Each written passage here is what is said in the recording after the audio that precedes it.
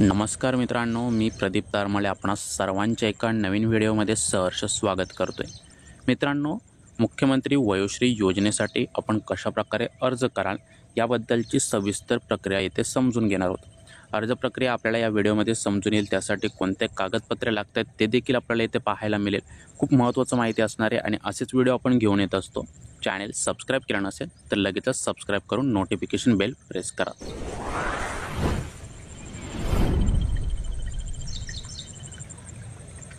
तर मित्रांनो, अशा प्रकारचा अर्ज आपल्या स्क्रीनवर पाहायला मिळतोय। आपण यामध्ये कोणती प्रोसेस फॉलो करायची ते समजून घेऊ। त्यानंतर मग अर्जासाठी आपल्याला हवा असेल तर अर्ज आपल्याला डाउनलोड कसा करायचा याची लिंक प्रोव्हाइड केली जाईल। येथे मुख्यमंत्री वयोश्री योजनेकरिता अर्ज करायचा असेल तर एक पासपोर्ट साईज फोटो लागणार आहे। कोणत्या वर्षासाठी अर्ज करताय जिल्ह्याचे नाव या ठिकाणी टाकाल। त्याचबरोबर अर्जदाराचे संपूर्ण नाव, त्यानंतर आपला जे काही मोबाईल क्रमांक असेल तो, आपला पत्ता अगदी प्रॉपर या ठिकाणी इकडे एंटर करून घ्यायचे।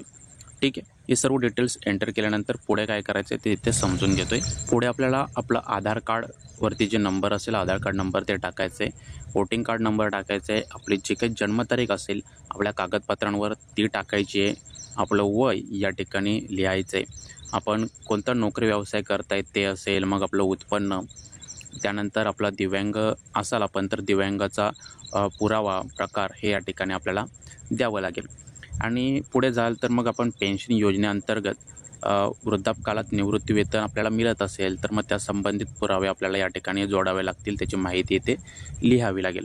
पुढे आपण कोणत्या उपकरणांसाठी मागणी करतायत, चष्मा असेल, श्रवणयंत्र असेल, ट्रायपॉड असेल, जे काय असे आपल्याला हवे ते इथे लिहून घ्या। मागणी केलेल्या साहित्याची अंदाजित किंमत किती आहे, 3,000, 4,000, 5,000 ते आपल्याला या ठिकाणी लिहायचे। बँकेचे नाव, बँक खाते क्रमांक आणि IFSC कोड आपल्याला द्यायचे। हे सर्व डिटेल्स दिल्यानंतर मग आपल्याला हे स्वयंघोषणापत्र विचारलं जाते। यामध्ये आपले नाव इथे टाकणार आहात, वय, वर्ष, राहणार कुठे, तालुका, जिल्हा हे सर्व इथे भरायचं आहे। आणि तदनंतर आपण पाहाल तर या ठिकाणी आपण ज्या ठिकाणी राहत आहे त्या गावाचं नाव, त्या ठिकाणी जर आपली जमीन असेल तर मग आहे हे सिलेक्ट करायचं आहे, नसेल तर नाही। आणि मग इतर जे मजुरी, नोकरी, इतर सर्व बाबी मिळून आपलं सन आता 24 आहे तर 24-25 या वर्षाच्या आर्थिक उत्पन्न किती असेल ते उत्पन्न अंकात अक्षरात या ठिकाणी इकडे योग्यरित्या लिहायचे। लिहिल्यानंतर मग आपल्याला स्वयंघोषणापत्र करणाऱ्याची सही या ठिकाणी करावी लागेल। दिनांक, ठिकाण टाका, सही करा। अशा प्रकारे आपला पहिला स्वयंघोषणापत्र या ठिकाणी आपल्याला भरून घ्यायचे।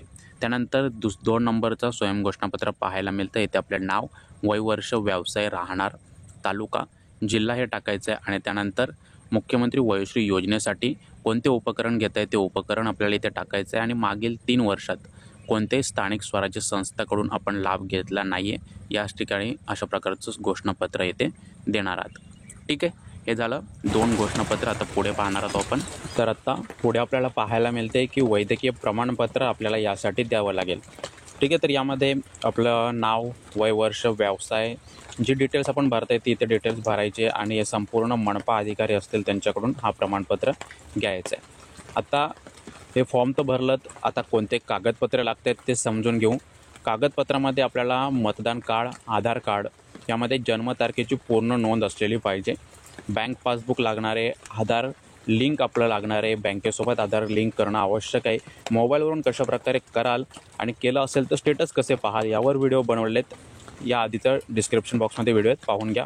पुढे रहिवासी दाखला, वार्षिक उत्पन्न, रेशन कार्ड, इलेक्ट्रिक बिल असे काही डॉक्युमेंट्स लागणार आहेत। व्हिडिओ आपण पुन्हा मागे घेऊन पाहू शकता। ही सविस्तर माहिती पॉईंट टू पॉईंट कव्हर केली। असेच व्हिडिओ पाहायचे असतील चॅनल सबस्क्राईब करा आणि इतर बांधवांपर्यंत पोहोचवा जेणेकरून त्यांना देखील समजून येईल।